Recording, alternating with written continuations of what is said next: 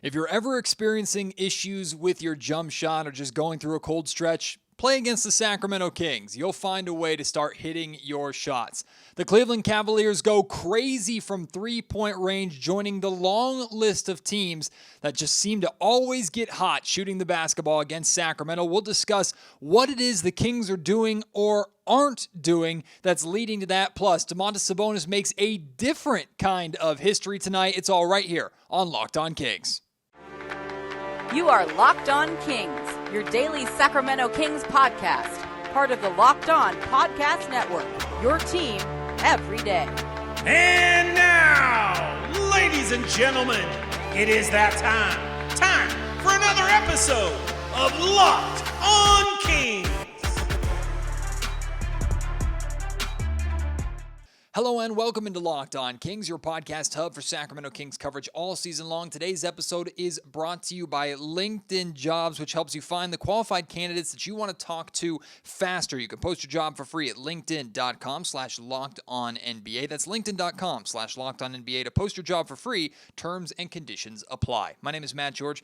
I have the privilege of being your host here. I'm a Sacramento sports anchor and reporter for ABC 10 News, and my ABC 10 duties have brought me to Las Vegas for Super Bowl 58 coverage. I'm doing this podcast from my hotel room. I'm so sorry that this episode is getting out so much later than the game finished hours upon hours ago. Some of you probably were waiting for the rest of Monday to hear this podcast, ended up going to bed and are waking up on Tuesday hearing this podcast. I apologize for how long it is taking because of the responsibilities and the coverage here at Super Bowl.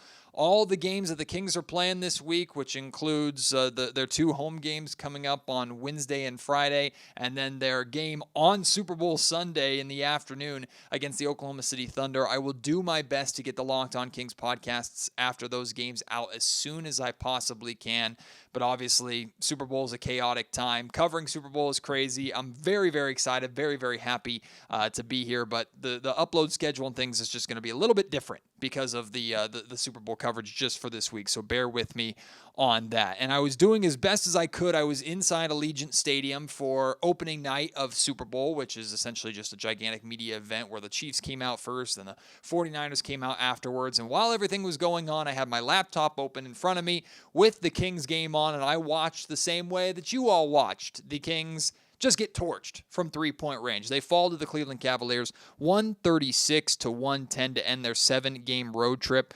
Why do teams just seem to shoot so well against the Sacramento Kings from three-point range? It seems like every other night, if not every single night, the Kings are getting torched from the perimeter. Teams just can't miss against Sacramento. The consistency is Sacramento and the Kings defense. So what is it specifically that is leading to teams shooting as well as they are against the Kings? Well, I have two kind of theories that are kind of combined that I'll get to later on in the podcast. One of them I've talked a lot about over my history of hosting the Locked On Kings podcast. I'll get to that in a second. But to set the context for you, the Cleveland Cavaliers shot 56% from three-point range tonight. That's absolutely ridiculous. 23 of 41. Now, to put this into perspective, the Cavs are 19th in the league, or at least we're going into this game, 19th in the league in three-point percentage at 36.2. So they shot 20% better from three-point range tonight than they normally do, which is just absurd. They also average only 13 made threes a game. Again, they had 23, so they made 10 more threes than their average tonight against the Sacramento Kings, and they averaged 37 attempts per game. Tonight they shot 41. So that number, they didn't shoot a boatload more. They were just making significantly more than they normally do. Again, this is a consistent theme with teams that play Sacramento. That being said, maybe the Cavaliers are a bit of a special case right now. Why? Because the Cavs have been on a roll, period. Tonight's win is their 14th win in the last 15 games. Like, they are torching it right now. So Cleveland is playing well. They're on a hot streak, and that carried into tonight with their hot shooting at home against the Sacramento Kings. So to put this into perspective too, like, Sacramento, this isn't just a every once in a while problem. Like, the Kings coming into tonight's game were 29th in the league, so second to last in the league in opponent three-point shooting percentage. Opponents are shooting an average of 39% from three-point range against the Kings. The only team higher than them is the Charlotte Hornets, and their opponents are averaging 39.9% from three-point range against them. I'm imagining that 30%, or rather 39% for the Kings probably went up a couple of percentage points, or at least decimal points, because of how well Cleveland shot tonight. But the Kings are one of the worst teams, bottom 2 in the league in three-point shooting percentage. So this is a clear issue with this Kings defense. Even though they've overall improved in defensive rating, overall improved in points per game allowed, they are still getting torched from the perimeter. Why? I said I have 2 theories. The first one I've talked about a lot, which is opponent confidence. This is something I've talked about before this season, before last season, before the Beam team, before the playoff drought even had a hope of ending, right? This has been an issue for the Sacramento Kings that I would say for really 2 decades.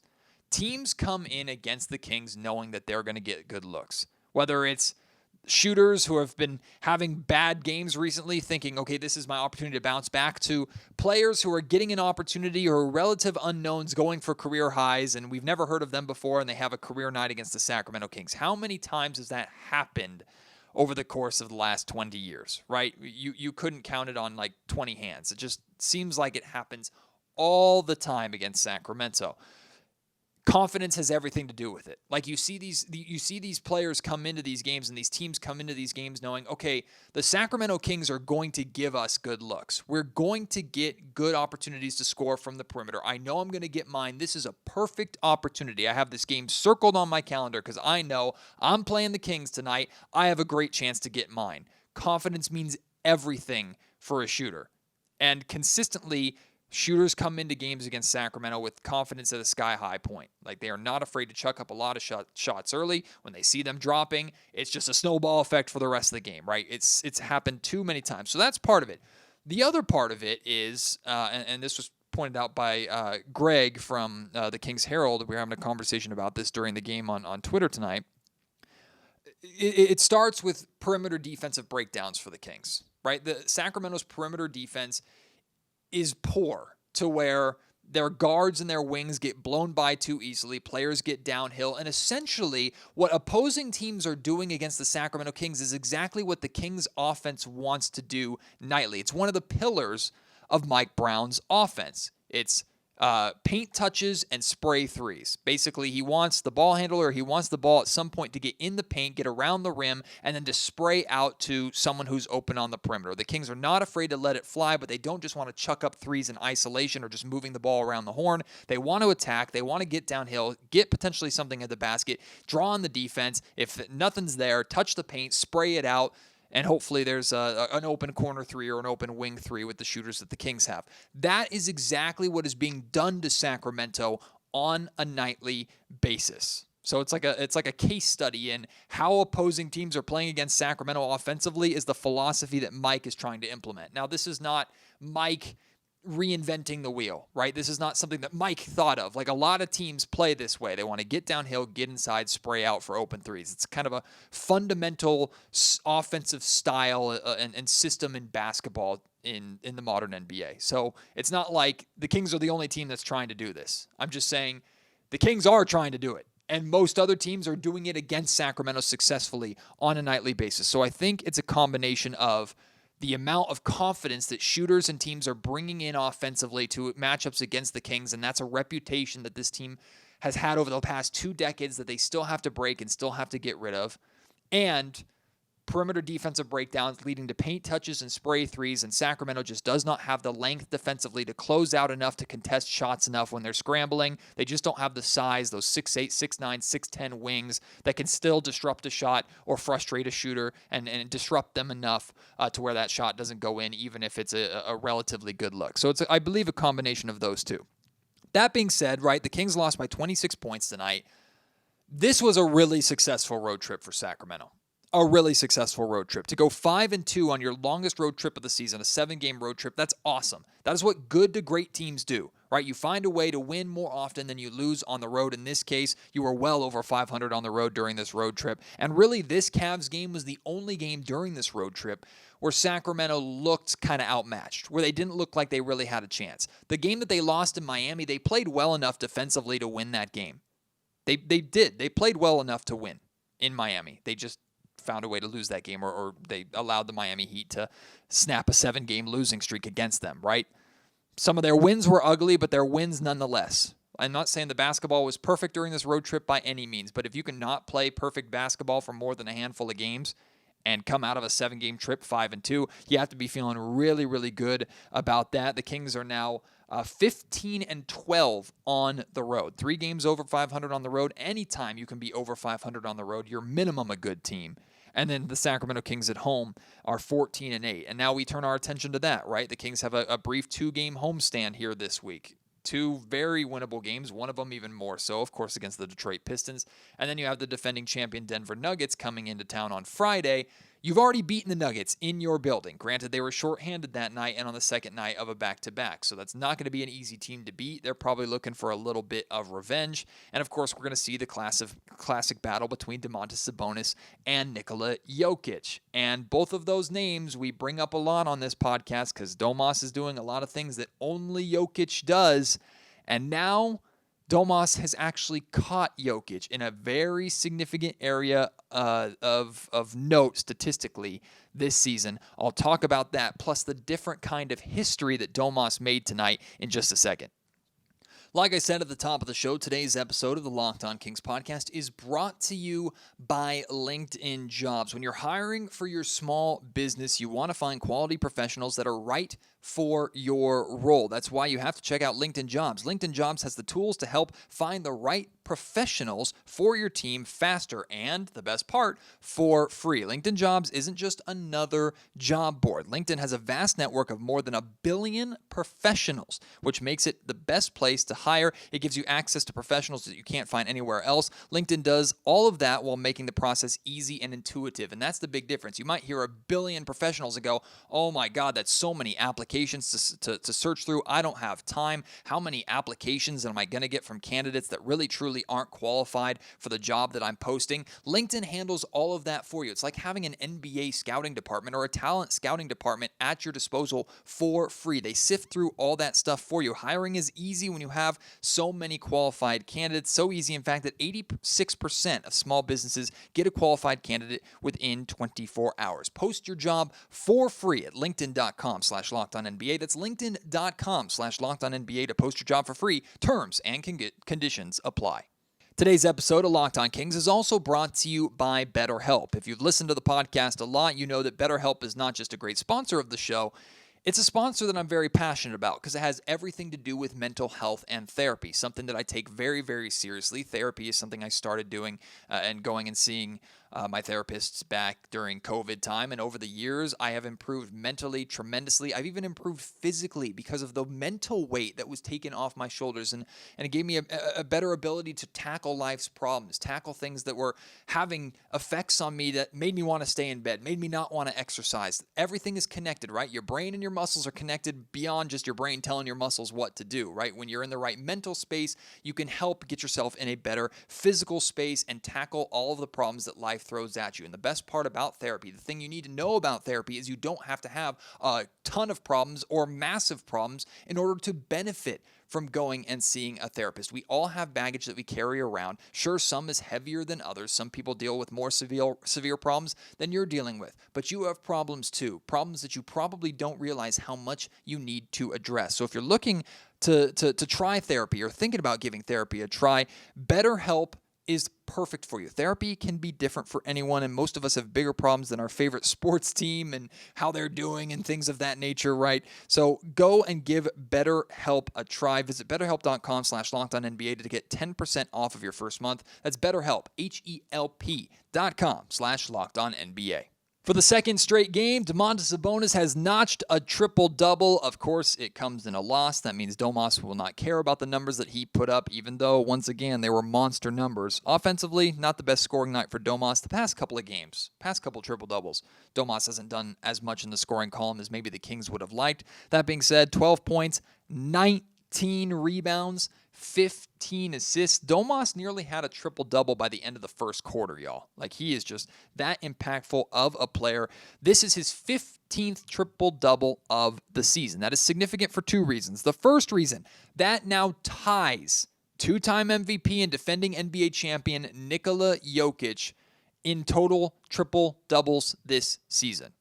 Jokic is a triple-double master. He is a unbelievable just box score attraction, right? You just know that Jokic is going to fill up a box score to a level that we've really never truly seen before, a level that's already put him amongst the greatest bigs of all time.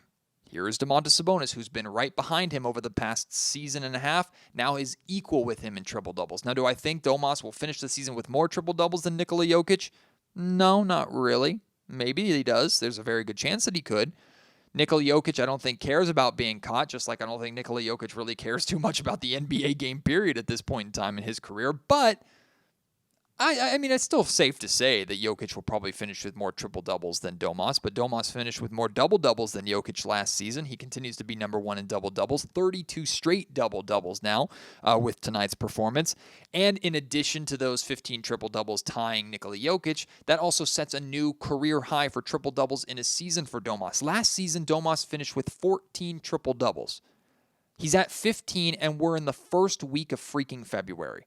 There's still so many games to go. We're not even at the All-Star break yet, and he's already passed that total. In addition to that, tonight, it only took Domantas Sabonis 20 minutes and 29 seconds to record his triple-double. That is the 7th fastest triple-double recorded in NBA history. I think Nikola Jokic, if I'm not mistaken, is the fastest ever, and he did it in like 18 minutes or something crazy like that. But Domas, I mean, just the amount of history, it seems like every single time I record a Locked On Kings podcast now, I'm saying Domas did this and made this kind of history, or Domas is on this kind of historic pace. And here we go. Here's a new one. Domas not only is recording triple-doubles still, he's recording them faster than he ever has before and faster than most players have ever in the history of the league. And yet somehow this guy's not an all-star. Yes, I'm still beating that dead horse. Yes, I'm still frustrated about that. Empty calories, whatever. Those are the calories that I need in my life if Domas is going to keep putting up numbers like that. Transitioning back to kind of a negative conversation, but a conversation that I've had before and I've talked about before, and it kind of perplexes some people.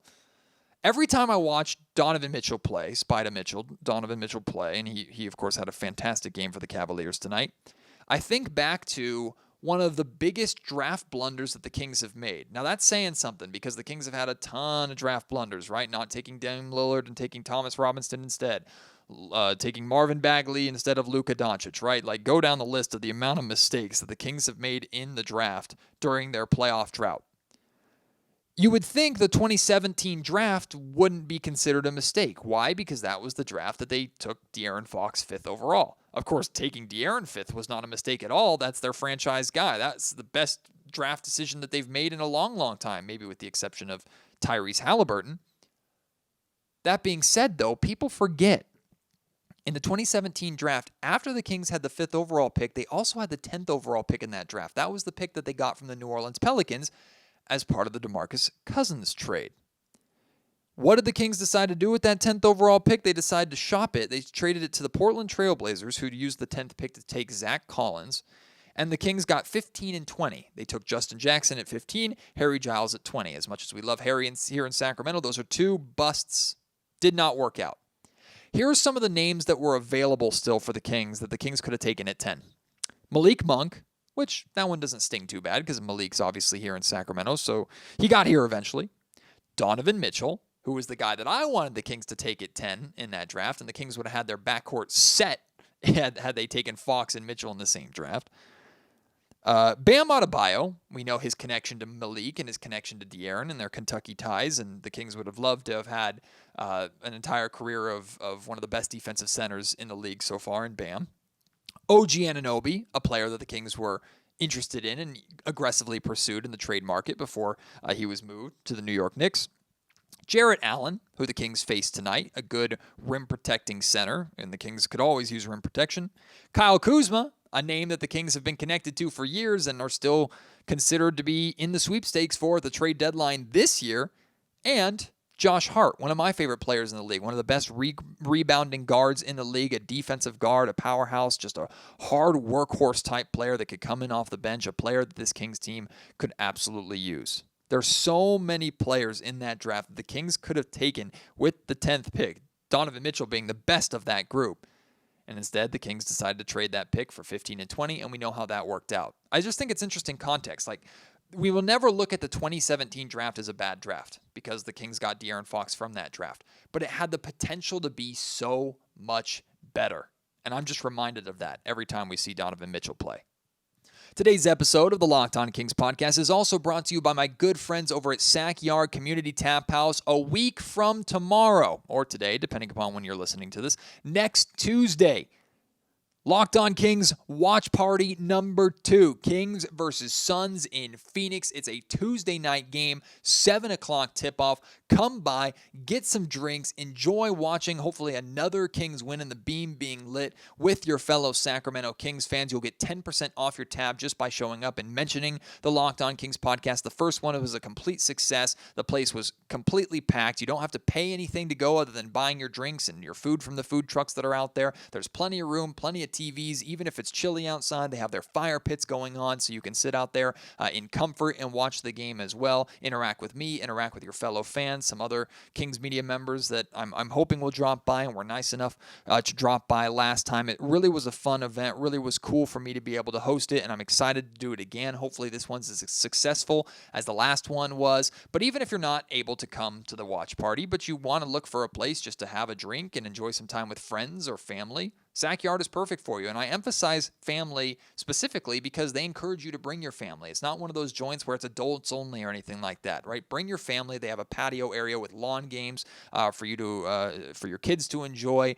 They do all sorts of parties and things out there as well. Plus, family also includes your family with tails, your dogs. They love to have you bring your dogs as well. Check out Sack Yard Community Tap House, your home for the Locked On Kings listener. And Locked On Kings is brought to you by FanDuel. Happy Super Bowl to all of you who celebrate from FanDuel, America's #1 sportsbook. Of course, I'm here in Las Vegas, getting ready. Still feels like we're a long ways away, and I'm many working days away from the Chiefs and 49ers clashing. But one of the best parts about Super Bowl, in addition to finding that great spot on the couch in front of the TV, all those delicious snacks and Super Bowl foods that you enjoy, is betting on the Super Bowl. There's so many fun, creative, unique, enjoyable, crazy ways to bet on the game, from betting on who wins the coin toss to how long the national anthem is going to be, who's going to score a touchdown first, who's going to score a touchdown, period. Of course, there's the classic money line and point spread bets. There's so many different ways for you to play on FanDuel. And right now, new customers can join today, and you'll get $200 in bonus bets if your first bet of $5 or more wins. So put $5 down on something involving the Kings and Pistons game on Wednesday, Like, just take the money line. The Kings are going to be heavy favorites. They absolutely should win that game at home. Just take the Kings. Put $5 down. Even if you barely win anything because the Kings are such big favorites and the odds aren't that great, that's fine. Because in addition to whatever little money you make, here's $200 in bonus bets. You take that $200 into Super Bowl Sunday with you and have some fun. It's a free roll, and you have a chance to make some big, big money on Super Bowl Sunday. Just visit FanDuel.com/lockedon to sign up. That's FanDuel.com/lockedon. Make every moment more with FanDuel, an official sportsbook partner of the NFL. So a couple episodes ago, it was after the Chicago Bulls game, I talked about Alex Caruso and how much I want the Sacramento Kings to try and target and go after Alex Caruso here at the upcoming trade deadline, which is this Thursday, by the way. Oh, God, yeah. I'm going to have to cover the trade deadline and do a trade deadline podcast while here in Las Vegas, too. It's going to be crazy, but I'm going to do my best to get you that content, of course. Alex Caruso is a name that's pretty much at the top of my list for the Kings to go out and get. Well, according to Adrian Wojnarowski this morning, the Bulls want a quote-unquote OG Anunoby type package for Caruso. Now, just a reminder, OG was traded by the Toronto Raptors to the New York Knicks a couple of weeks ago for RJ Barrett, Emmanuel Quickley, and a second-round pick. So a established starter, a really, really good six-man who basically can be a starter and I think is a starter there now for the Raptors, and a second-round pick on top of that. So two really solid young to prime players and a second-round pick.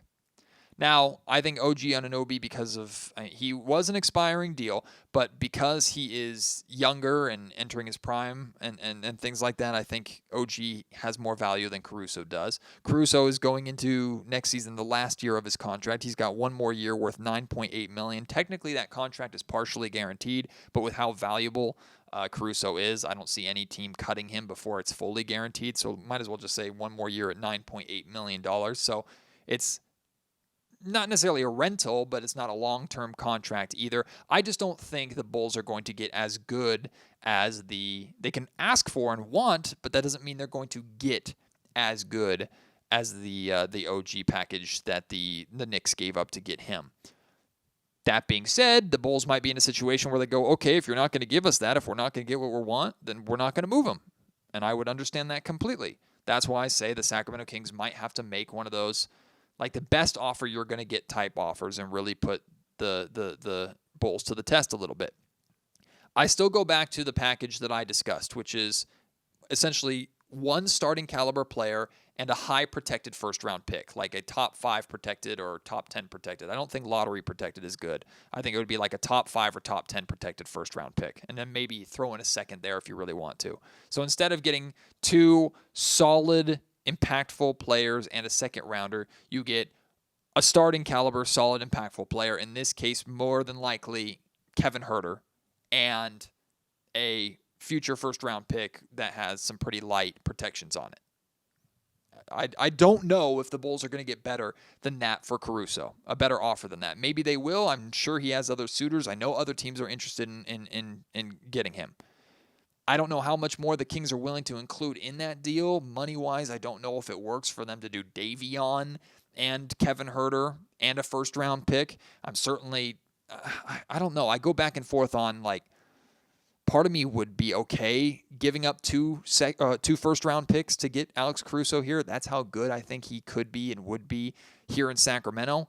But 2 firsts for Caruso, just it seems like too much of an overpay. I go back and forth with that. Maybe you can share your opinion on that. But more likely than not, it feels like the Bulls aren't going to move him because they're not going to get what they're looking for. But I still think the Sacramento Kings could put together a very competitive offer that'll at least make them think a little bit.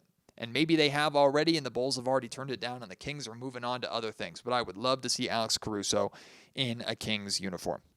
Like I mentioned, a 2-game homestand now for Sacramento after a very successful 5-2 road trip. Pistons on Wednesday, Nuggets on Friday. If you can go 2-0 during that stretch, amazing. 1-1 is the bare minimum expectation, especially with one of those games being against the Pistons. And then the Thunder on Sunday, a Super Bowl Sunday matinee. Again, I will do my absolute best to get those post-game pods out for you as soon as I possibly can. Sundays is going to be tough because I'm going to be busy all day for actual Super Bowl that day. So we might not get an OKC post-game podcast until Monday morning, if I'm being completely honest with you, but I will do my absolute best. Plus Thursday's trade deadline.